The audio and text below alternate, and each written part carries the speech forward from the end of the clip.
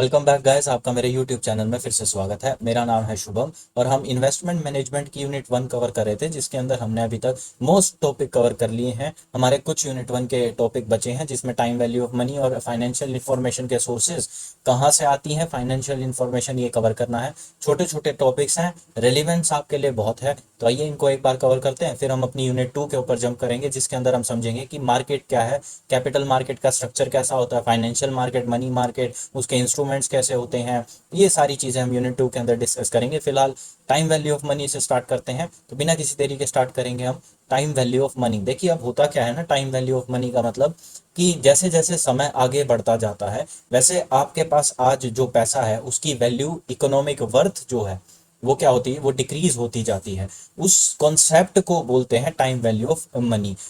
जैसे for example, आज अगर आपके पास 100 रुपए हैं और आप उन 100 रुपयों से 1 किलो नींबू खरीद सकते हैं।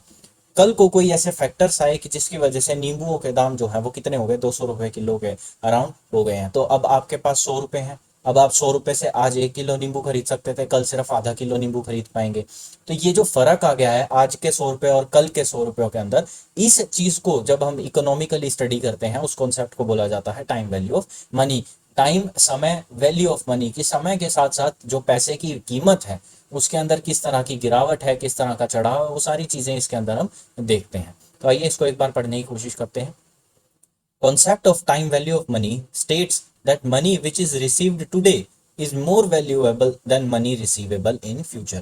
जो पैसा मेरे पास आज है वो कल मिलने वाले या कल कमा लेने वाले पैसे से बेहतर है, वैल्यूएबल है। आज मैं उस चीज से, उस पैसे से ज्यादा चीजें खरीद पा सकता हूँ। होता क्या है, अब मान लीजिए कि मुझे, मेरे पास 10 लाख का बजट है और मुझे एक गाड़ी खरीदनी है। मान लीजिए मारुति सुजुकी ब्रेजा खरीदनी है मुझे, जो कि लगभग लगभग 10-11 लाख के अराउंड आ जाती है, अच्छा खासा मॉडल उसका।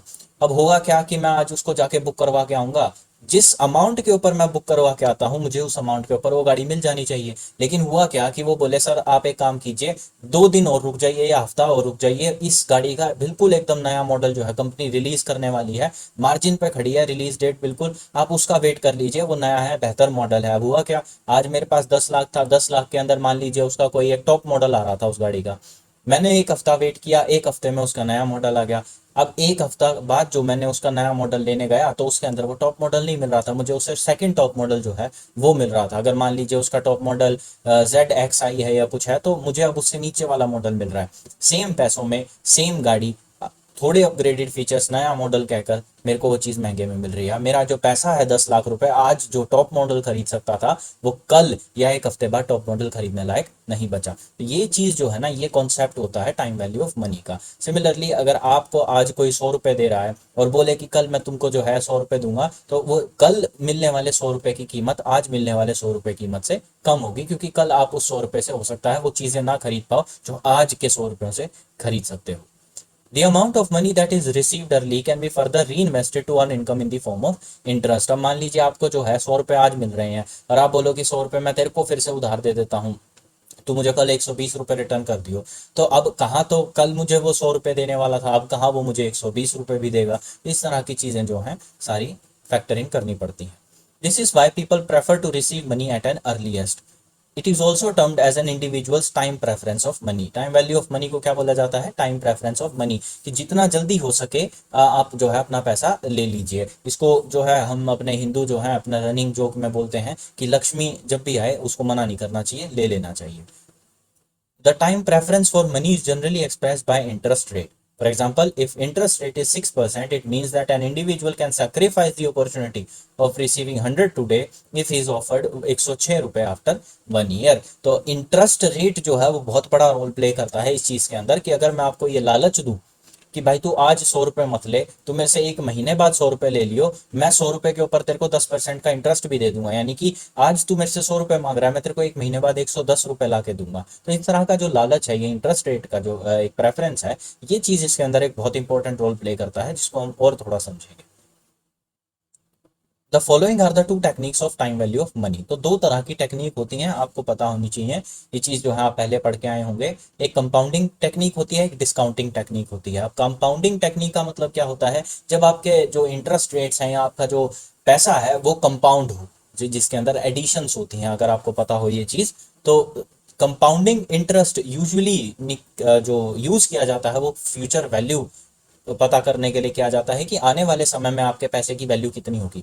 On the other hand discounting technique में आपको फ्यूचर वैल्यू पता होती है और आपके उसके बेसिस पे उसको डिस्काउंट करते हो उस रेट ऑफ डिस्काउंटिंग के ऊपर जो आपको दिया गया होगा, या नहीं तो वो भी आप कैलकुलेट करोगे, तो उसके बेसिस पे आप प्रेजेंट वैल्यू निकाल के जो है पता कर पाओगे। तो दो टेक्निक्स हैं, दोनों के अलग अलग केस यूज केसेस है। कंपाउंडिंग में आप फ्यूचर वैल्यू या कंपाउंडेड वैल्यू निकालते हो जो आने वाले टाइम में आपको रिसीव होगी। डिस्काउंटिंग टेक्निक के अंदर आपको फ्यूचर वैल्यू दी होगी, आप उसके बेसिस पे प्रेजेंट वैल्यू निकालोगे। वो चीज यहां पर है, आइए देखते हैं। Compounding of interest may be done once year और it may take places for variable period like semi annual quarterly. अब कुछ बैंक हैं, मान लीजिए आपको जो है कंपाउंडेड रेट ऑफ इंटरेस्ट मिलता है 10% का, और वो पूरी या 12% का मान लीजिए, और वो साल में 2 बार आपको जो है मिलेगा। तो ऐसा नहीं है कि वो 12% पर एनम है, जो कि आपको 2 बार मिल रहा है। तो कहने का मतलब है आपको 6 महीने बाद 6% का रेट मिलेगा, उसके 6 महीने बाद 6% का रेट मिलेगा, कुल साल के अंदर आपको 12%, यानी कि आपका effective rate of return still कितना रहने वाला है, 12% का। वो मिलेगा दो बार करके, या अगर मान लो क्वार्टरली सिस्टम है तो उस हिसाब से वो क्वार्टर्स में डिवाइड हो जाएगा।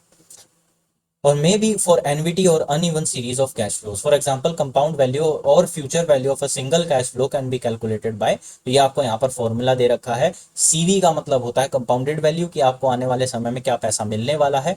प्रिंसिपल एट जीरो, यानी आप इनिशियल क्या अमाउंट लगा रहे हो। तो अगर मान लो इसके अंदर मैं 100 रुपये यहाँ पर लगा रहा हूँ आज, उसके अंदर मैं जो अपना इंटरेस्ट है वो किस तरह से फैक्टर इन करूंगा, 1 + i यानी rate of interest multiplied by N, यानी कितने नंबर ऑफ पीरियड के लिए मुझे वो इन्वेस्ट कर रहा हूं मैं। जैसे आप समझे अगर इस बात को, तो इस तरह से अगर इसको मैं बोलूं कि मान लीजिए मैंने 100 रुपये जो है आज इन्वेस्ट करे हैं, उसको मैं मल्टीप्लाई कर दूंगा किस रेट ऑफ इंटरेस्ट से जो है मैंने उसको इन्वेस्ट किया है। मान लीजिए सालाना रेट ऑफ इंटरेस्ट कितना है, 10% का है, और मल्टीप्लाई कर दूंगा मैं उसको 2 साल के लिए कंपाउंड करना चाहता हूं। तो इस तरह से जो है ये चीजें निकल के आ जाएंगी। तो 100 जो है गुना 110 डिवाइडेड बाय 100 मल्टीप्लाइड बाय 2। तो इस तरह से आपका जो है कंपाउंडेड वैल्यू आप कैलकुलेट कर पाओगे कि आपको 2 साल बाद वो जो 100 रुपए आपने यहाँ पे इन्वेस्ट करे हैं वो कितने होकर मिल पाएंगे। सिमिलरली अब आता है डिस्काउंटिंग टेक्निक, जब आपको जो है प्रेजेंट वैल्यू निकालनी है किसके बेसिस पे, फ्यूचर वैल्यू के बेसिस पे। तो यहाँ पर क्या है, under discounting technique an interest rate is use to discount the future cash flow to find out their present values. मैंने आपको बताया कंपाउंडेड वैल्यू के अंदर आप फ्यूचर वैल्यू निकालते हो जिसके अंदर आपको क्या मिलने वाला है। डिस्काउंटिंग टेक्निक के अंदर आप उसका ऑपोजिट करते हो, आपको क्या मिलने वाला है ये आपको पता है, आप उसके बेसिस के ऊपर प्रेजेंट वैल्यू कैलकुलेट करते हो। The present value of future cash flow is the amount of current cash that is equivalent value of the present value। तो ये सारी चीजें हैं, इसका फॉर्मूला आपको दे रखा है। Present value is equal to future value कितने सालों के बाद मिली है वो, यानी कि नंबर ऑफ पीरियड, 1 / जो इंटरेस्ट है वो, और डिवाइडेड बाय मतलब जो है उसका होल स्क्वायर कर देंगे कितना, नंबर ऑफ ईयर से। ये किसका और जो है वैल्यू है, तो ये चीज आपको पता होनी चाहिए। तो बेसिक सी चीजें हैं। देखो कंपाउंडेड वैल्यू क्या है, आप जो आज पैसा इन्वेस्ट कर रहे हो उसके अंदर इंटरेस्ट ऐड कर दो, मल्टीप्लाई कर दो कितने नंबर ऑफ ईयर्स के लिए आप इन्वेस्ट कर रहे हो। अगर आपको डिस्काउंटिंग टेक्निक यूज करनी है तो फ्यूचर वैल्यू आपको पता है, उसको रिवर्स कर दो, कितने टाइम के बाद मिली है फ्यूचर वैल्यू, कितने साल बाद की है। मान लो 2 साल बाद की फ्यूचर वैल्यू है, तो 2 साल बाद की फ्यूचर वैल्यू लो, उसको मल्टीप्लाई या जो है इनवर्सली आप उसको जो है डिवाइड कर दो किस चीज से, जो इंटरेस्ट रेट उसके ऊपर लगा था, क्योंकि आपको डिस्काउंट करना है, डिवाइड करना है, और मल्टीप्लाई कर दो कितने नंबर ऑफ ईयर्स का वो इंटरेस्ट है। तो ये चीज आपको यहाँ पर मिल जाएगी। अब आपको यहाँ पर एक एग्जांपल दिया है, present value of $40,000 receivable after 3 years at 10% interest rate will be. तो आपको ये फॉर्मूले में लगा देना है, 40,000 क्या है आपकी फ्यूचर वैल्यू है जो आपको 3 साल बाद मिलने वाली है। समझे मेरी बात को, और 10% का इंटरेस्ट रेट है, तो 1 / जो है 10% यानी कि 0.10 मल्टीप्लाइड कर देंगे 3 जो है आपका जो ये क्यूब रूट है, सॉरी क्यूब है वो कर देंगे, क्योंकि 3 साल का आपका टाइम दिया है। 2 साल का होता तो मैं स्क्वायर और क्यूब मैं इसलिए बोल रहा हूँ क्योंकि 2 या 3, 4 का होगा तो 4 बोल दिया जाएगा, just to make it easy to understand, इसलिए मैं ये शब्द का इस्तेमाल कर रहा हूँ। तो आपको जो है प्रेजेंट वैल्यू ये आपकी निकल के आ जाएगी। तो आई होप आपको ये चीज़ें समझ में आ रही हैं, इसके अंदर कुछ भी मुश्किल नहीं है। प्रैक्टिकल एस्पेक्ट इतना आपका जो है ये है, बहुत ईजी सा है। क्वेश्चन भी अगर आएगा तो इसके बेसिस पे आएगा, आपसे ज़्यादा कुछ पूछेंगे नहीं। अदरवाइज आपका मोस्टली जो है ना कॉन्सेप्चुअल या थ्योरेटिकल बेस के ऊपर ही क्वेश्चन पूछे जाते हैं। उसके बाद आता है सोर्सेज ऑफ फाइनेंशियल इन्फॉर्मेशन, कि आपको फाइनेंशियल इन्फॉर्मेशन मिलती कहाँ से है। अब जो हमने इतनी सारी बात करी कि भाई, मैं आपको पहले बता रहा था कि भाई अगर आपको टाटा का कोई शेयर या सिक्योरिटी लेनी है तो आप उसका 5 साल का डाटा उठाओ, 5 साल के डाटा को एनालाइज करो, स्टेबिलिटी देखो, स्टेबिलिटी अच्छी खासी है। जो कंटिजेंसी है या जो अनसर्टेन फैक्टर है, जैसे कोविड हो गया या कोई और अर्थक्वेक आ गया, फ्लड आ गया, इस तरह के जो नॉन रेगुलर या नॉन अकरिंग रिकरिंग किस्म के जो फैक्टर्स हैं उनको हटा दो। उसके अलावा अगर स्टेबिलिटी अच्छी है तो आप उस शेयर के अंदर इन्वेस्ट करो। तो ये इन्फॉर्मेशन मिलेगी कहाँ से, 5 साल का डाटा मिलेगा कहाँ से, तो वो चीज़ देखनी है कि कहाँ से मिलता है। Before proceeding to invest, a rational investor must know the different avenue alternative investment of in a particular economic। तो ये पता होना चाहिए ना कहाँ कहाँ। वो तो इन्वेस्टमेंट प्रोसेस में सबसे पहले यही देखा था कि भाई जो है इन्वेस्टमेंट एवेन्यूज किस तरह से डिसाइड क्या करना है, कि मेरी नीड्स क्या है, फिर उस हिसाब से मुझे सिक्योरिटीज देखनी है। वो चीज़ इंपॉर्टेंट है कि आप ये चीज़ डिटरमाइन करो एट एन अर्ली स्टेज कि आपको कहाँ इन्वेस्ट करना है।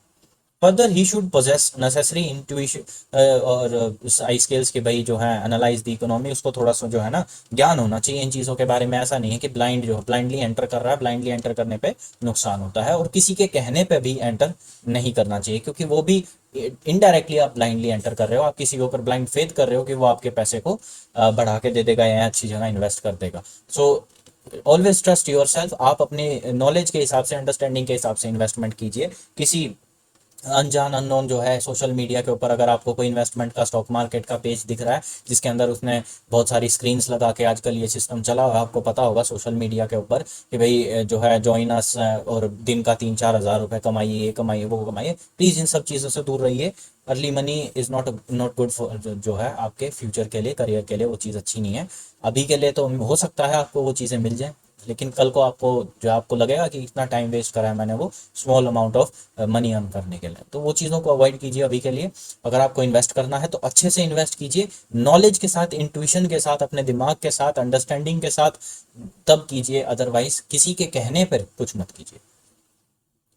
Skill to analyze the economy industry. Plenty flow of information is needed for fundamental analysis to make potential investment। तो बहुत सारी इन्फॉर्मेशन की ज़रूरत होती है। ऐसे ही नहीं छोटी मोटी जो है आपने बोला कि भाई टाटा का शेयर अच्छा है, ले ले तो ले लो, नहीं। तो फिर वही बात आ गई ना, आप किसी के कहे सुने पे जो है यकीन कर रहे हो ना। आप खुद एनालाइज करो, दिमाग लगाओ थोड़ा भाई, पीछे का जो है आप चार्ट फार्ट देखो, वो सारी चीज़ें, तब आपको पता चलेगा कि क्या है क्या नहीं है। Sources of information depend on type of information need. किस तरह की इन्फॉर्मेशन चाहिए। अब मान लीजिए मुझे ज़मीन खरीदनी है, रियल एस्टेट में इन्वेस्ट करना है, तो ऑब्वियस सी बात है ना, मैं शेयर मार्केट में क्यों देखूंगा, मैं उसकी इन्फॉर्मेशन मेरे लिए रिलेवेंट है। मुझे जो चीज़ लेनी है मैं उसकी इन्फॉर्मेशन गैदर करूंगा ना। वो चीज़ है कि sources of information depend on type of information needed. अब मेरे को अगर रियल एस्टेट लेना है तो मैं किसी रियल्टर के पास जाऊंगा, कोई रियल एस्टेट का जो दुकान, प्रॉपर्टीज की दुकान खोले बैठा है, उसके पास जाऊंगा, वो मुझे इन्फॉर्मेशन देगा। अगर मुझे रियल एस्टेट देना है तो मैं रेलिगेयर या शेर खान या ग्रो या ये सब चीज़ों पे नहीं जाऊंगा, क्योंकि वहां पर किसी और तरह की, किसी और पर्पस के लिए इन्फॉर्मेशन प्रोवाइड की जाती है। ऑन दी अदर हैंड, अगर मुझे इक्विटी शेयर्स लेने हैं या सिक्योरिटी मार्केट में इन्वेस्ट करना है तो मैं किसी रियल एस्टेट वाले के पास क्यों जाऊंगा। ये सारी चीज़ें हैं आपको देखनी। तो ये कुछ जो है सोर्सेज दे रखे हैं। Information of global and domestic economic environment, तो बहुत सारे इंस्टीट्यूट्स हैं इसके अंदर। आप अगर ध्यान देखोगे, financial dailies like economic time, financial express, business line, business standard, ये कुछ न्यूज़पेपर्स के नाम हैं जो इकोनॉमिक्स और फाइनेंस के मामले में बेहतरीन माने जाते हैं। बहुत अच्छे हाई स्टैंडर्ड मेंटेन रखते हैं ये न्यूज़पेपर अपना। तो ये चीज़ जो है आप देख सकते हैं। अगर आप जैसे इकोनॉमिक टाइम्स फॉलो करते हैं, बिजनेस स्टैंडर्ड जो है थोड़ा सा वार्म कलर का पेपर का जो है वो आता है, पिंकिश टिंट के साथ। वो अखबार जो है उसके अंदर पूरा ऊपर से नीचे तक किस तरह से इकोनॉमी, पूरा जो है share market, financial market, capital market के ऊपर बेस्ड वो अखबार है। उसके अंदर कोई और इस तरह की न्यूज़ नहीं आती कि सिद्धू मूसे वाला एक्सपायर हो गया, नहीं, कोई फर्क नहीं पड़ रहा है। फर्क पड़ रहा है कि भाई जो है किस तरह की जीडीपी हमारी इस वक्त, अगर आपने देखा हो कि जीडीपी की हमारी वो रिपोर्ट आई है, उसके अंदर इस साल का जो हमारा ग्रोथ रेट रहा है वो 8.7 के अराउंड का कुछ रहा है। वो उस तरह की जो है खबरें वहाँ दिखती हैं आपको, कि शेयर मार्केट किस तरह से ऑपरेट कर रहा है, किस तरह की मैनिपुलेटिव एक्टिविटीज चल रही हैं, किस तरह की अच्छी एक्टिविटी, कौन से रिफॉर्म्स आने वाले हैं, आरबीआई क्या कहता है, तो वो सारी डिस्कशन, सारे एडिटोरियल्स उसमें मिलेंगे आपको।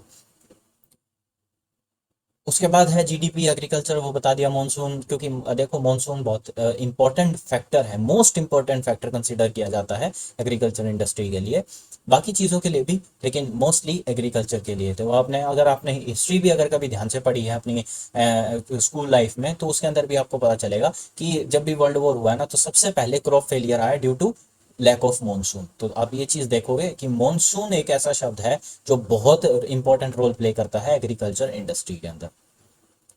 तो ये सारे आपके फैक्टर्स दे रखे हैं, तो आपको यहाँ से पता चल जाएगा। आईएमएफ है, world bank, IMF quarterly journals हैं, तो ये कुछ जो है न्यूज़पेपर्स और जर्नल्स का नाम दे रखा है जिससे आपको इन्फॉर्मेशन मिल सकती है। उसके बाद फिर इंडस्ट्री इन्फॉर्मेशन आती है कि गवर्नमेंट के बुलेटिन आ गए, गवर्नमेंट के पब्लिकेशन आ गई, किसी पीएसयू का जाओ उसके अंदर उसकी एनुअल रिपोर्ट निकाल लो, और इस तरह की जो है सारी चीज़ें। बॉम्बे स्टॉक एक्सचेंज है, नेशनल स्टॉक एक्सचेंज है, वहाँ से जाके कंपनीज का सारा डाटा डिटेल जो है पिछले 5 सालों में किस तरह से ट्रेंड फॉलो कर रहा है, ये सब वहाँ से आपको मिल सकता है। उसके बाद कंपनी इन्फॉर्मेशन है, जिस कंपनी में इन्वेस्ट करना चाहते हो आप डायरेक्टली उस कंपनी की वेबसाइट पे जाके उसकी एनुअल रिपोर्ट, उसकी फाइनेंशियल स्टेटमेंट्स वो सब डाउनलोड कर सकते हो। उसके बाद सिक्योरिटी मार्केट इन्फॉर्मेशन है, सिक्योरिटी मार्केट के अंदर अलग अलग चीज़ें हैं। तो credit rating of company, market trend, security market analysis, सब आपको पता होगा। क्रेडिट रेटिंग क्या चीज़ होती है, उससे जो है अब कुछ स्पेसिफिक ग्रेड स्पेसिफाई कर रखे हैं, ए प्लस प्लस, ट्रिपल ए, इस तरह से। तो वो उनके हिसाब से कंपनीज को क्लासिफाई किया जाता है कि कंपनी आने वाले टाइम में कितने अच्छे से अपनी क्रेडिट की जो रीपेमेंट वगैरह कर सकती हैं। फिर मार्केट ट्रेंड्स आते हैं, तो मार्केट रिपोर्ट्स आती हैं। इक्विटी रिसर्च, अब इंडिपेंडेंट रिसर्च होती है इक्विटी के ऊपर, वो सारी चीज़ें यहाँ से मिल सकती हैं। तो आपको ये चीज़ें जो है समझ में आ रही होंगी, इसके अंदर कुछ भी इतना इंपॉर्टेंट नहीं है। तो ये वो फैक्टर हैं कि कहाँ से इंफॉर्मेशन निकाल सकते हो।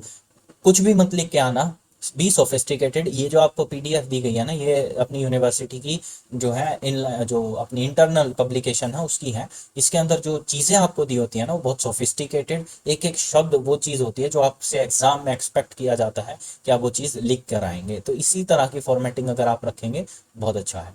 अदरवाइज प्राइवेट पब्लिकेशंस तो जो है ना वो जो है कॉम्प्रिहेंसिव जो आपको देती हैं, आप किस तरह से उसको प्रेजेंट करते हो फिर सोलिडली आपके ऊपर होता है। लेकिन ये जो आप सोर्स मटेरियल जिससे हम पढ़ रहे हैं अभी, ये यूनिवर्सिटी में यूनिवर्सिटी के ही प्रोफेसर्स के द्वारा जो है ड्राफ्ट और पब्लिसाइज किया गया है। तो प्लीज़ इसको जो है थोड़ा अच्छे से कीजिएगा, क्योंकि इसके अंदर बहुत जो है क्या बोलते हैं उसको, छोटे मैनर के अंदर लेकिन बहुत सोफिस्टिकेटेड मटेरियल दिया गया है, तो इसको इग्नोर मत कीजिएगा।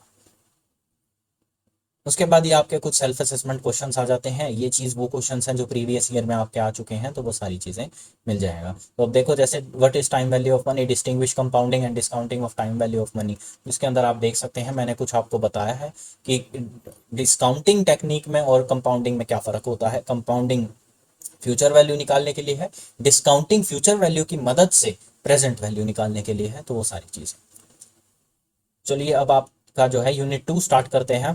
अब यूनिट 2 में जो है हम एक बार देख लेते हैं यूनिट 2 में ऊपर जाके क्या क्या चीज़ें हमें मिलने वाली हैं, ताकि हम जो है उसका आइडिया ले लें। अब देखो, स्ट्रक्चर ऑफ कैपिटल मार्केट की पहले ये देखें कैपिटल मार्केट होता क्या है, स्ट्रक्चर कैसे है। फिर कैपिटल मार्केट के इंस्ट्रूमेंट कौन कौन से हैं, इंस्ट्रूमेंट कौन से होते हैं। इंस्ट्रूमेंट टेक्निकली एवेन्यूज ही होते हैं कि भाई इक्विटी शेयर हो गया, म्यूचुअल फंड हो गया, बॉन्ड्स हो गए, डिबेंचर्स हो गए, ये सारी चीज़ें जो है वो न्यू इशू है, प्राइमरी मार्केट है। तो ये सारी चीज़ें हैं। चलिए स्टार्ट करते हैं इसको यूनिट 2 के साथ। अगर यूनिट 1 में कोई प्रॉब्लम है तो प्लीज़ कमेंट सेक्शन में आप बता दीजिएगा, उसको जो है दोबारा एक बार एनालाइज कर लेंगे। तो कैपिटल मार्केट से स्टार्ट करते हैं। कैपिटल मार्केट क्या होता है। अब देखो क्या है कि इसके इस यूनिट के ऑब्जेक्टिव यहाँ पर दिए हुए हैं इस टॉपिक के। इंट्रोडक्शन से हम स्टार्ट करेंगे।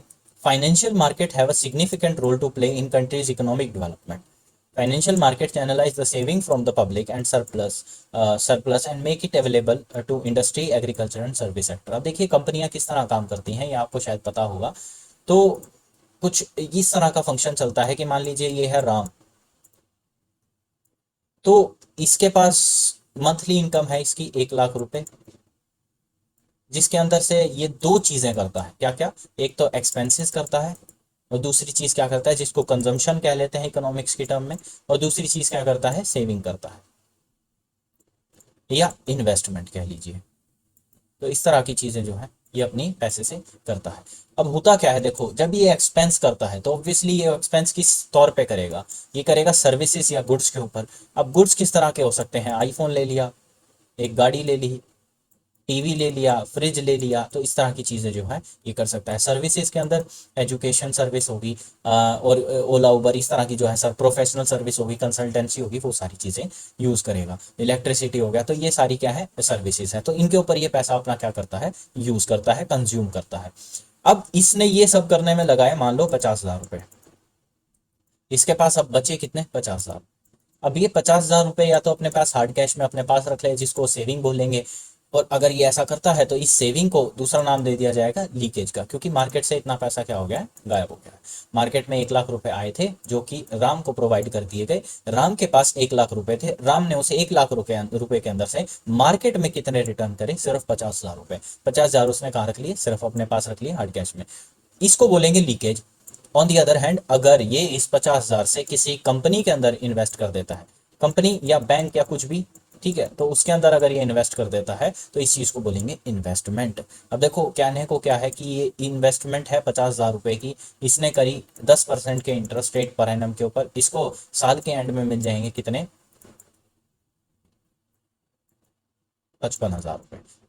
वेरी राइट, इसमें तो कोई शक नहीं है। तो इसने ये चीज देखी कि अगर मैं 50,000 रुपए डालूंगा साल के एंड में मुझे कितने मिल जाएंगे 55,000 रुपए। तो इस तरह की चीजें हैं इन्वेस्टमेंट का, ये जो है क्या चलता है एक राउंड ट्रिप चलता है। अब ये ऑब्वियसली बैंक जो है, ये बैंक अपनी तरफ से तो इंटरेस्ट रेट जनरेट नहीं करेगा ना, बैंक के पास भी अलग अलग एवेन्यूज हैं। क्या क्या है, लोन प्रोवाइड करना या मार्केट के अंदर खुद इन्वेस्ट करना। क्या करना, मार्केट के अंदर बल्क इन्वेस्टमेंट करना म्यूचुअल फंड्स के थ्रू। तो इस तरह की चीजें बैंक करता है। तो बैंक इस इंटरेस्ट से ज्यादा इंटरेस्ट कमाता है। लोन के ऊपर मान लो बैंक ने कमाए 15%, रिटर्न करने हैं सिर्फ 10%, तो बैंक अपने पास कितना रख पाएगा फिर 5%। तो इस तरह से बैंक भी अर्न कर लेता है। तो similarly on the other hand अगर यही 50,000 रुपए इसने 25,000 का लोन दे के निकाल दिए, 25,000 रुपए इसने फाइनेंशियल मार्केट के अंदर इन्वेस्ट कर दिए, तो इसको यहाँ से कितने का इंटरेस्ट रेट मिल गया 15% का। इसको अब टोटल कितना रिटर्न करना है 10%। बैंक की टोटल कमाई कितनी होगी, अब कितनी हो गई है 10% की। तो सेम पैसे से जो है बैंक ने भी अपना कमीशन और इनकम जनरेट कर ली है, सेम पैसे से राम ने भी जो है अपनी इनकम जो क्या अपनी इन्वेस्टमेंट थी उसको क्या किया है अप्रिशिएट किया है। ये चीज आपने समझी कि 50,000 एक ही थे, उस 50,000 का ऐसे इस्तेमाल किया गया कि बैंक ने भी अपनी इनकम जनरेट कर ली।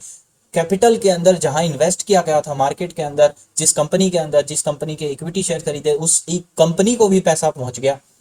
जिस बंदे को लोन की जरूरत थी, जिसको पैसा चाहिए था, उस बंदे को भी पैसा पहुंच गया। बैंक ने भी अपनी इनकम जनरेट कर ली, राम के भी पैसे 50,000 से क्या हो गए 55,000 रुपए। तो ये सारा एक सर्कुलर फ्लो चलता रहता है। किस तरह से पैसा जो है मल्टीप्लाई होता रहता है समय के साथ साथ, अगर आप उसको क्या है सही जगह पर सही सोच समझ अंडरस्टैंडिंग के साथ क्या करो इन्वेस्ट करते हो।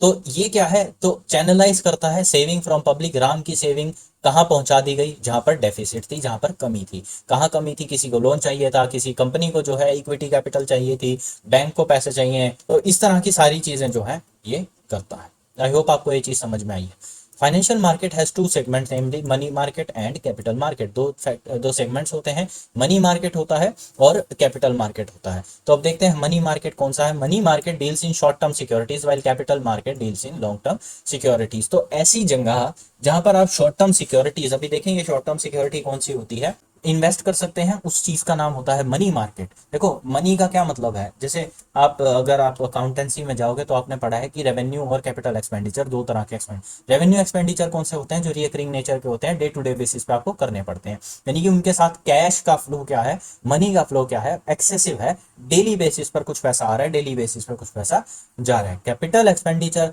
या इनकम्स ऐसी होती हैं जो साल में एक बार दो बार या काफी लंबे पीरियड के अंदर जो है रिकरिंग नेचर की नहीं होती हैं, वो एक बार करो तो उसका इकोनॉमिक बेनिफिट लॉन्ग टर्म के अंदर मिलता रहता है। तो उस तरह के सिमिलर फंक्शन प्ले करते हैं मनी मार्केट, जिसके अंदर आप डे टू डे ट्रांजैक्शन, छोटी transaction, short term borrowing, short term जो है इन्वेस्टमेंट्स कर सकते हैं।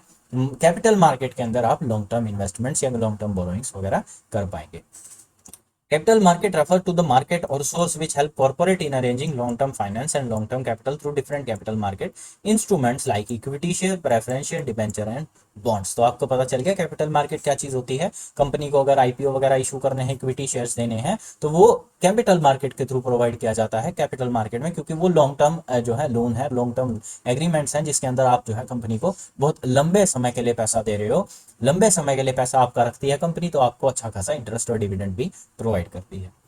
It is the market where securities for more than 1 year are bought and sold. Since the instrument representing the capital of the company are traded in the market, it is called capital market. तो मैंने आपको बताया capital चीज है, एक बार जो है equity shares आते हैं तो आईपीओ एक ही बार आता है, बार बार ऐसे नहीं है कि हर साल आईपीओ किया जा रहा है, एक लंबे समय के लिए आईपीओ दोबारा नहीं हो सकता। तो वो चीजें हैं। Capital market facilitates mobilisation of resources, तो ये सारी रिसोर्सेज हैं, फ्यूचर एंड ऑप्शंस भी हैं, इस तरह की चीजें हैं। तो ये चार्ट थोड़ा सा जो है क्या है, ब्लड है, लेकिन इसको समझते हैं क्या है।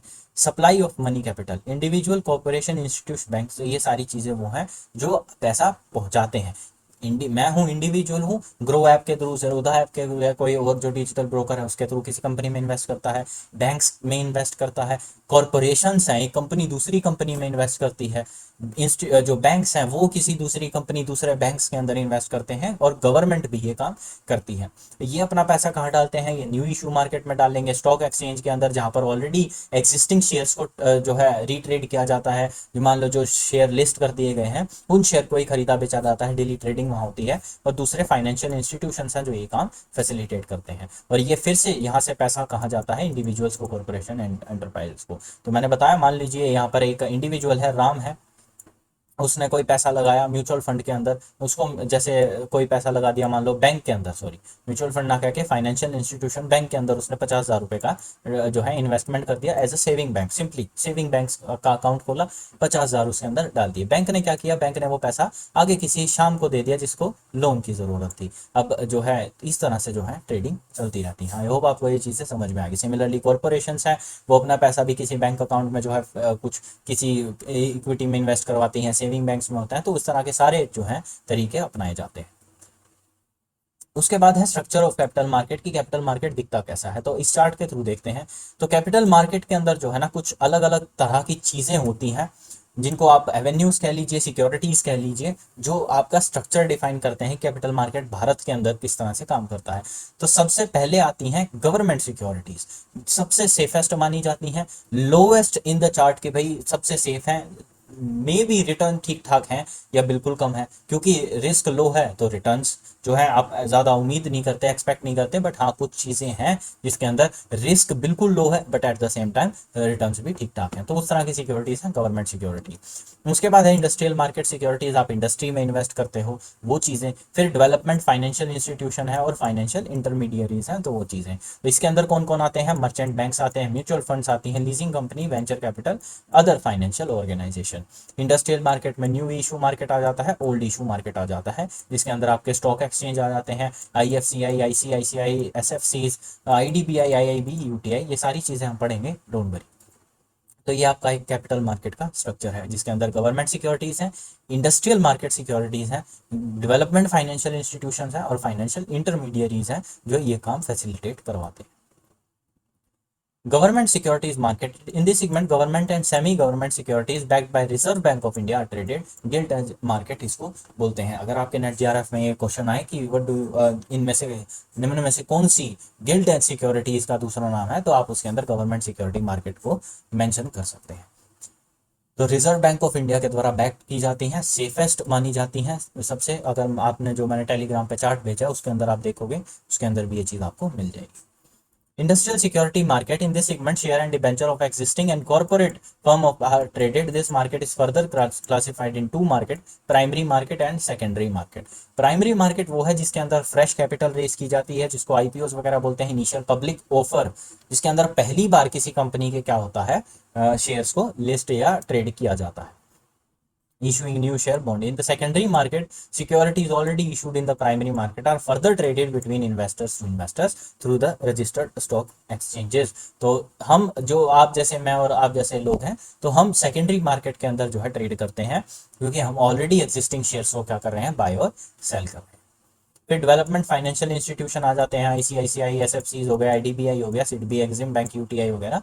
ये सारी चीज़ क्या है, डेवलपमेंट फाइनेंशियल इंस्टीट्यूशंस हैं जो ये चीज़ आपको फैसिलिटेट करवा के देती हैं, जिसके अंदर आप लॉन्ग टर्म फाइनेंस या लॉन्ग टर्म इन्वेस्टमेंट कर सकते हो। फिर फाइनेंशियल इंटरमीडिएट आ गए, जैसे मर्चेंट बैंकर्स वगैरह हो गए, म्यूचुअल फंड हो गए, लीज फाइनेंशियल, वेंचर कैपिटलिस्ट। अगर आपको पता हो वेंचर कैपिटलिस्ट कौन होते हैं, हाई रिस्क टेकिंग इंडिविजुअल्स होते हैं जो किसी आइडिया के अंदर, या जिसको आप आज के टाइम पे स्टार्टअप वगैरह कहते हो, तो स्टार्टअप के अंदर पैसा लगाते हो, फेलियर चांसेस बहुत हाई होते हैं, but at the same time अगर चल जाए तो रिटर्न के चांसेस भी एक्सट्रीमली हाई होते हैं, बहुत ज़्यादा, like in terms of hundreds. तो उस तरह से जो है ये चीज़ मानी जाती है। जैसे जोमेटो ले लीजिए, ये जितने भी आप स्टार्टअप आज के टाइम पे देखते हो, पेटीएम, जोमेटो, भारत पे, अपना ओला, उबर, ये सारी चीज़ क्या है, स्टार्टअप्स हैं। इनके अंदर शुरुआती तौर पे किसी वेंचर कैपिटलिस्ट ने पैसे लगाए होंगे। अब आज के टाइम में वो पैसा क्या है, काफ़ी ज़्यादा बढ़ गया है। तो वो चीज़ यहाँ पर बताई गई है।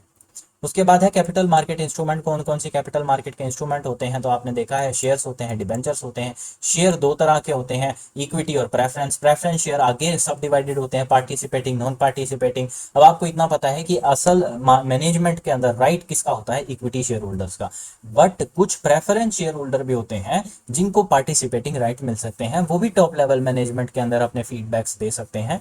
उन स्पेसिफिक प्रेफरेंस शेयर्स को बोला जाता है पार्टिसिपेटिंग प्रेफरेंस शेयर, की भाई उनको जो है टॉप लेवल मैनेजमेंट के अंदर पार्टिसिपेट करने का ऑप्शन है या जो है राइट मिला हुआ है। फिर क्यूमुलेटिव आते हैं, जिनको एक साथ जो है पैसा मिल जाता है। अगर मान लो 1 साल ना मिला, 2 साल ना मिला, तो उनको तीसरे साल, तीनों साल का इकट्ठा क्यूमुलेटिव डिविडेंड जो है मिल जाएगा।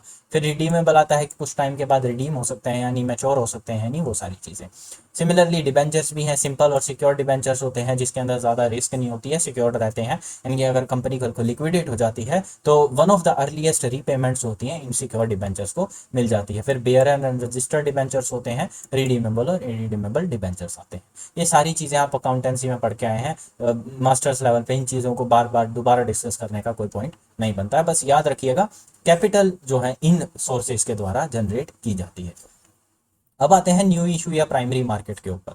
The market consist of all people, institution, method, mechanism, services and practices involve in raising fresh capital for both new and existing companies. तो ऐसे लोग, ऐसे इंस्टीट्यूशन, ऐसे मेथड, ऐसे मैकेनिज्म जुड़े हैं इस प्राइमरी मार्केट के साथ, जो बिल्कुल नए और एग्जिस्टिंग कंपनीज के बिल्कुल नए शेयर्स को, फ्रेश कैपिटल को इशू करने में, रेज करने में क्या करते हैं, हेल्प करते हैं। It deals in only new securities. ये याद रखना, प्राइमरी मार्केट और सेकेंडरी मार्केट का सबसे बड़ा डिफरेंस यही है। प्राइमरी मार्केट के अंदर सिर्फ नए शेयर्स को, जो बिल्कुल नए नए लॉन्च किए गए हैं, उन शेयर्स को ट्रेड किया जाता है। सेकेंडरी मार्केट के अंदर ऑलरेडी एग्जिस्टिंग जो शेयर्स हैं मार्केट के अंदर, सिर्फ उन्हीं को सेल परचेज किया जाता है, which are not issued earlier. The task for marketing security is performed by merchant bankers, investment banker, underwriters and underwriters. I hope आपको पता होगा underwriters एक important term है आपके अकाउंटेंसी के लिए, फाइनेंशियल अकाउंटेंसी के लिए। आप इस चीज़ को जरूर एक बार पढ़ेंगे। फंक्शंस ऑफ प्राइमरी मार्केट, क्या फंक्शंस हैं? Facilitate transfer of funds from saving public to needy entrepreneurs for productive activities for setting up. तो सर्कल यही चलता रहेगा, सर्कल में कोई बदलाव नहीं आएगा। आप हर जगह मान लीजिएगा, राम के पास पैसे हैं, राम के पास 1 लाख रुपए की इनकम आई थी, 50,000 उसने एक्सपेंस कर दिया, 50,000 उसके पास बच गए हैं, जिसको वो अपने पास ना रख के कहीं ना कहीं इन्वेस्ट कर रहा है। इन्वेस्ट करने से ना सिर्फ उसका पैसा अप्रिशिएट हो रहा है, बल्कि अलग अलग पूरे मार्केट के अंदर वो पैसा अलग अलग तरह से उपयोग किया जा रहा है, बहुत अच्छे प्रोडक्टिव तरीके से।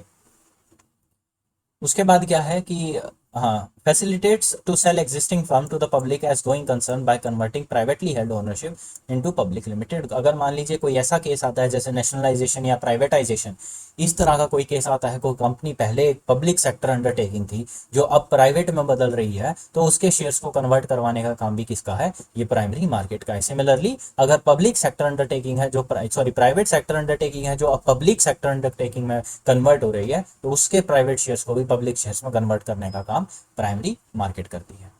अब क्या है इसके अंदर मेंशन 3 सर्विसेज। और ओरिजिनेशन, सबसे पहले ओरिजिनेट करना, मतलब ओरिजिनेट का मतलब क्या, मतलब ओरिजिन का मतलब क्या होता है, जहाँ से चीज स्टार्ट हुई है। Origination mean deep examination, scrutiny. देखो, deep examination, analysing, reviewing, validating and processing of new issue, proposal for sponsors of issue. Sponsor of issue कौन होते हैं, जो इशू करते हैं। डीप आपको कुछ चीजें दे रखी हैं। सबसे पहले डीप एग्जामिनेशन, फिर एनालाइज करो, फिर रिव्यू करो, फिर वैलिडेट करो कि हाँ आप अब सारा काम जो है सही है, और फिर उसके बाद उन शेयर इशू को क्या कर दो, प्रोसेस कर दो। Before forming an opinion to give clearance to new issue, the originator scrutinize the current and proposed activities of the in terms of legal, environmental, technical, economic and financial aspect। तो ये सारी चीजें उसको देखनी पड़ती हैं ओरिजिनेटर को। Originator का काम होता है कि करंट और आगे आने वाले, अभी फिलहाल और आगे आने वाले समय के अंदर जो इशू हो रहा है उसकी कोई लीगल कंप्लायंस तो नहीं है, उसका कोई लीगल जो है मैटर तो नहीं खड़ा हो जाएगा कि हम कुछ गलत तो नहीं कर रहे हैं, तो लीगल पर्सपेक्टिव से, फाइनेंशियल पर्सपेक्टिव से कहीं कोई नुकसान तो नहीं हो जाएगा, उस हिसाब से सारी चीजें देखकर उसको करना पड़ता है। उसके बाद अंडर राइटिंग आ जाती है। When new issue is not welcome by the public, promoter get shock and all expenses पे prove worthless. To avoid such negative outcome, the company appoint underwriter who guarantee that they will buy part of not subscribe by the market. तो अब under writer क्या होता है, एक तरह से insurance की तरह आप इसको समझ लीजिए। बोल मत देना किसी के आगे, मैं सिर्फ आपको समझाने के लिए बोल रहा हूँ। अंडर राइटिंग की जाती है एक जो है इंश्योरेंस लेने के लिए, इंश्योरेंस के तौर पे कि अगर मैं एक नया शेयर इशू कर रहा हूँ और वो मार्केट में नहीं खरीदा, तो अंडर राइटर लिया जाता है कि भाई अगर वो शेयर मार्केट ने नहीं खरीदा तो उसको तू खरीदेगा। तो अंडर राइटिंग का काम यही होता है कि वो गारंटी देता है कि अगर आपके शेयर मार्केट ने नहीं खरीदे तो उसको कौन खरीदेगा, मैं खरीदूंगा। This type of assurance provider is known as underwriter. Underwriting services provided on commission basis and guarantee success of the issue. Distribution, उसके बाद डिस्ट्रीब्यूशन आती है कि भाई डील्स और ब्रोकर्स, सब ब्रोकर्स के अंदर किस तरह से इन जो नए शेयर्स है, नया इशू है, उसको डिस्ट्रीब्यूट करना है। Parties involve in the new issue, managers of the issue, जो भाई इशू कर रहे हैं, जो कंपनी के हो सकते हैं, top level management, manager, CEO, MD वगैरह, वो रजिस्ट्रार टू द इशू के, रजिस्ट्रार कौन है, एमसीए का जो रजिस्ट्रार होता है वो, अंडरराइटर कौन है, बैंकर्स कौन है जो इस चीज़ को स्पॉन्सर कर रहे हैं, वो सब चीज़ें, फिर एडवर्टाइजमेंट एजेंसीज हैं, वो कौन है, एडवर्टाइज कौन कर रहा है इस चीज़ को, सोशल मीडिया एडवर्टाइजिंग हो रही है या कोई और ऐप्स के थ्रू हो रही है, पेटीएम के थ्रू हो रही है, तो वहाँ पे वो सारी चीज़ें। फाइनेंशियल इंस्टीट्यूशन है, बैंकिंग है, कोई और स्मॉल फाइनेंस कॉरपोरेशन है या लार्ज फाइनेंस कॉरपोरेशन है या और किसी तरह की इंडस्ट्रियल कॉरपोरेशन है जो इस चीज़ को आपको फैसिलिटेट करके दे रही है ताकि वो शेयर्स जो है आपके बिक जाएं। उसके बाद गवर्नमेंट है, स्टैट्यूटरी एजेंसीज है, कौन कौन इन्वॉल्व है इस चीज़ के अंदर, क्योंकि इंटरेस्टेड तो पार्टी गवर्नमेंट भी होती है हर जगह, वो सारी चीज़ें। उसके बाद आते हैं पब्लिक इशू के ऊपर। पब्लिक इशू जो है टाइप ऑफ इशू के ऊपर कि कितने तरह के इशू होते हैं। सबसे पहले पब्लिक इशू आता है। पब्लिक इशू के अंदर दो चीज़ें आती हैं, आईपीओ, जिसका मैं बार बार नाम ले रहा हूँ कि सबसे पहले जो है एक नई कंपनी जब शेयर इशू करती है उस नाम का होता है, उस नाम को बोला जाता है इनिशियल पब्लिक ऑफर। इनिशियल का मतलब क्या होता है, शुरुआती। तो शुरुआती जो है जन का जब ऑफर किया जाता है, लोगों को ऑफर किया जाता है, उस चीज़ को बोला जाता है IPO. These issues are listed and traded on stock exchange as specified in the offer document। तो ग्रेडिंग की जाती है, आईपीओ ग्रेड 1 से grade 5, strong fundamental, above average, average, below average, poor fundamental. तो क्रेडिट रेटिंग एजेंसीज ये चीज़ करती हैं कि जैसे मान लीजिए जोमेटो है, तो जोमेटो का जो है जब आईपीओ आया था तो बहुत लोग बहुत खुश हुए थे कि भाई स्टार्टअप है, अच्छा है, वो आईपीओ ले लिया। किसी ने एनालाइज नहीं किया कि भाई उसका सारा स्टॉक जो है ओवर वैल्यूड है, कैश बर्निंग कंपनी है एक तरह से। स्टार्टअप, मोस्टली स्टार्टअप अगर आप देखोगे तो आजकल कैश बर्निंग है। क्यों, देखो उसका भी एक ना साइकिल है, उसका रीज़न है, क्या होता है ना, क्योंकि स्टार्टअप्स मैंने बताया वेंचर कैपिटलिस्ट अपना पैसा उसके अंदर लगाते हैं, हाई रिस्क टेकिंग इंडिविजुअल्स होते हैं, यूजुअली शॉर्ट टर्म के लिए अपना प्लान करते हैं। तो अब इन्होंने अपना पैसा लगाया मान लीजिए किसी कंपनी के अंदर, पेटीएम के अंदर, मान लो पेटीएम के अंदर इन्होंने, रेटीएम के अंदर इन्होंने पैसा लगाया, नई कंपनी हमने बना ली है रेटीएम। मैं और वेंचर कैपिटल हूँ, मैंने इसके अंदर जो है 1 करोड़ रुपया इन्वेस्ट कर दिया। अब होता क्या है, मेरे को मेरा 1 करोड़ जो है वापस चाहिए। मैंने ये टर्म्स रखी थी कि भाई मैं तेरी कंपनी को 1 करोड़ सिर्फ तभी दूंगा जब मेरे को तू रिटर्न के अंदर जो है 2 करोड़ रुपए वापस करेगा। रेटीएम बहुत अच्छा चल गया, उसने 2 करोड़ की जगह मेरे को कितने वापस कर, अब मेरा जो है पैसा कितना हो गया, 2.5 करोड़ रुपए हो गया अगर मैं करंट वैल्यूएशन की बात करूँ तो। वेंचर कैपिटलिस्ट भाई ऐसा आदमी है जिसको और रिस्क लेनी है। अब वो क्या करेगा, एक ही जगह पैसा नहीं अटका के रखता, वो अपना पैसा को क्या करता है, वापस ले लेता है। लेकिन एक चीज याद रखना, ये पैसा उसके टोटल वैल्यूड शेयर्स का है, कैश में नहीं है कंपनी के पास। इस पैसे को लौटाने के लिए, रिडीम करने के लिए कंपनीज क्या करती हैं, आईपीओ इशू करती हैं या एफपीओ इशू करती हैं। लोग इस चीज को समझते नहीं, लोग सोचते हैं रेटीएम है, अच्छी कंपनी है, ओवर वैल्यूड कंपनी, ये चीज है, देखते नहीं है।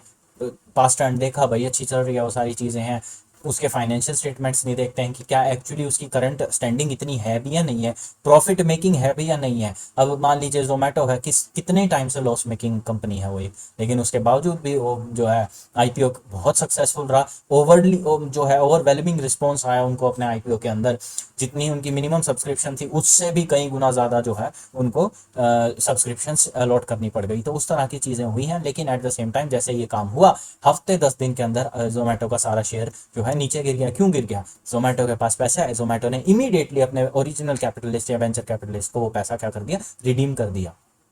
नए शेयर्स, नए इशू वालों को मार्केट जो है वो बोल रहे हैं कि जो ब्रोकर्स हैं जिनके शेयर्स हैं, तो वो बहुत आसानी से इस चीज़ को अवॉइड कर पा रहे हैं कि मार्केट सॉरी जो Zomato shares were subject to market risk वगैरह। लेकिन एक्चुअली ये चीज़ वो समझते नहीं है, इनके पीछे बहुत जो है कैश बर्निंग रीजंस होते हैं। एनी हाउ, ऑफ टॉपिक चले गए हम थोड़ा, बट कोई बात नहीं है, जानना आपके लिए ज़रूरी था इसलिए मैंने आपको बता दिया। तो इस तरह से जो है ग्रेड्स जो है बहुत डिपेंड करते हैं। क्रेडिट रेटिंग एजेंसी इकरा क्रिसिल की अगर आप वेबसाइट पे जाओगे तो आपको पता चल जाएगा किस तरह के आईपीओस का ग्रेड कैसा है।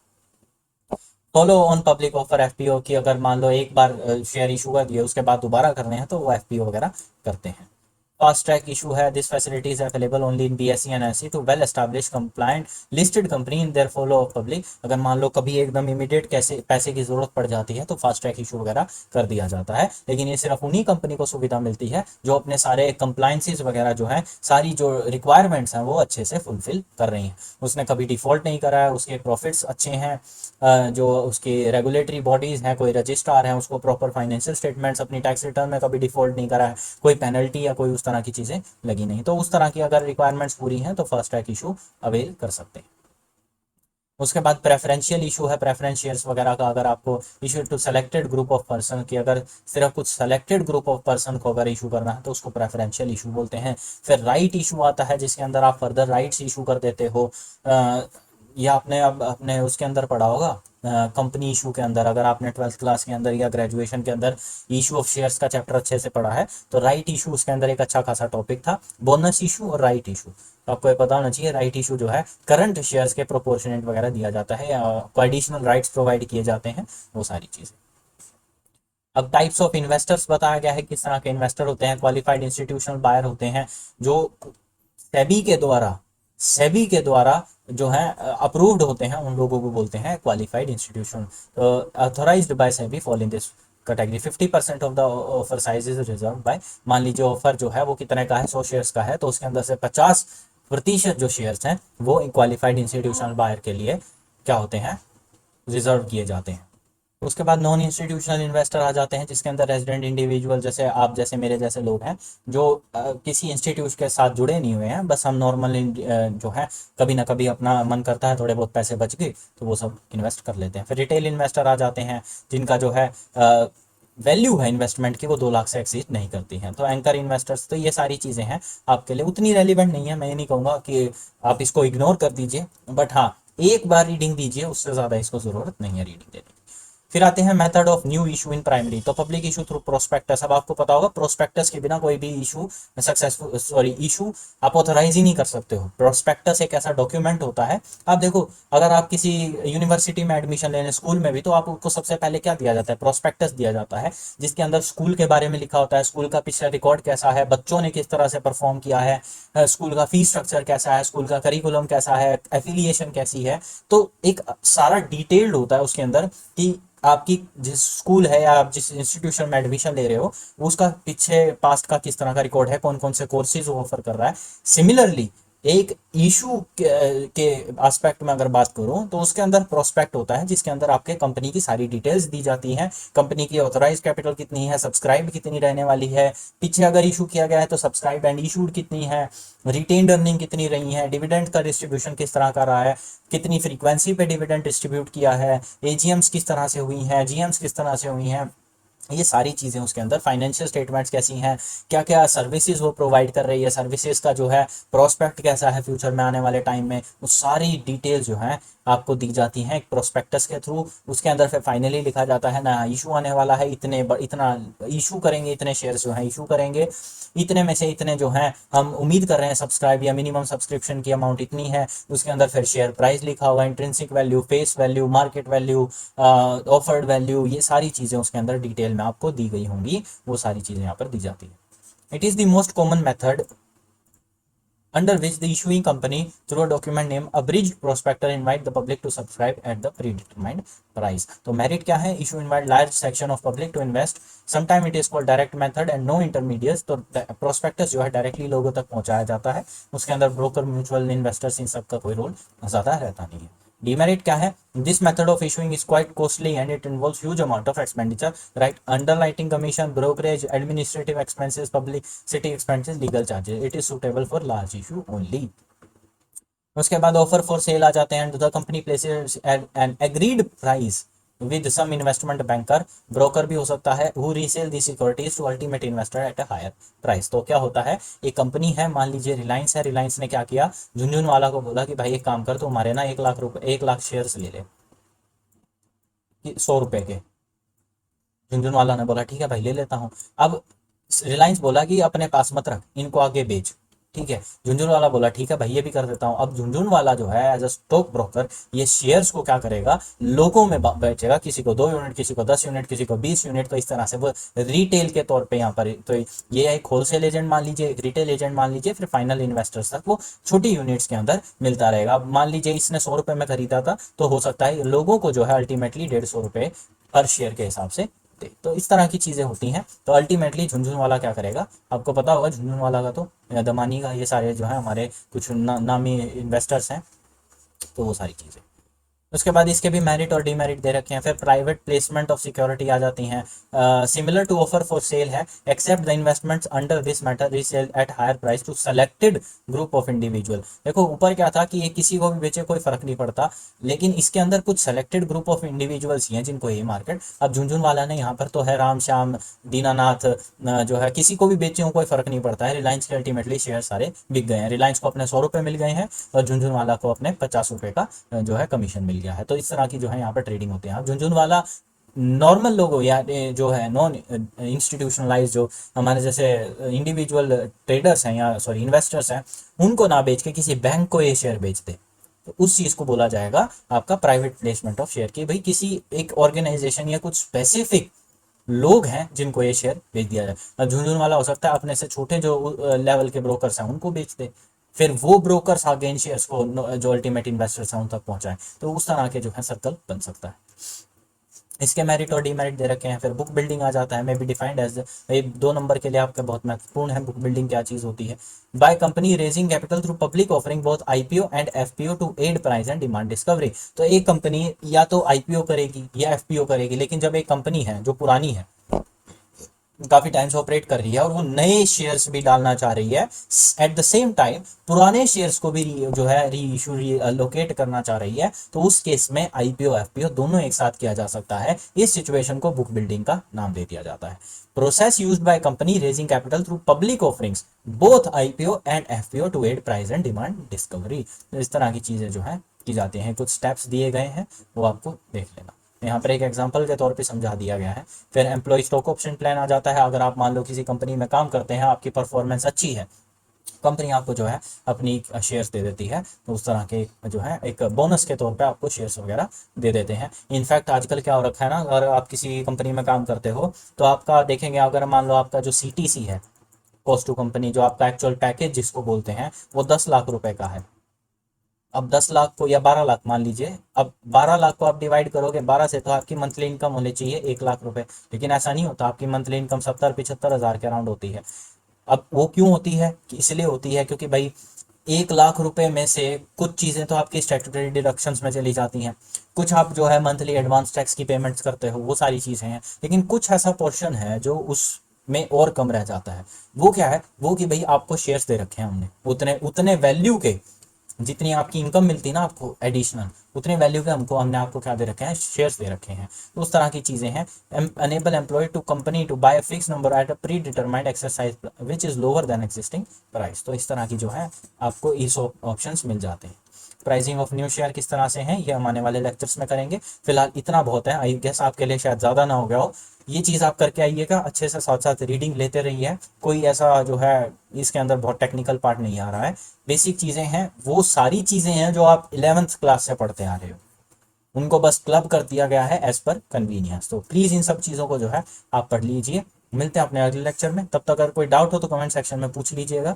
और प्लीज़ यार लाइक और शेयर कर दिया करो, सब्सक्राइब भी कर लिया करो, ताकि जो है इन चीज़ों को हम कंटिन्यू रख सकें। ये थोड़ा जो मोरल बूस्ट का काम करती हैं। आप आई होप आप इस चीज़ को भी समझेंगे। चलिए मिलते हैं अपने अगले लेक्चर में, तब तक के लिए ख्याल रखिए, धन्यवाद।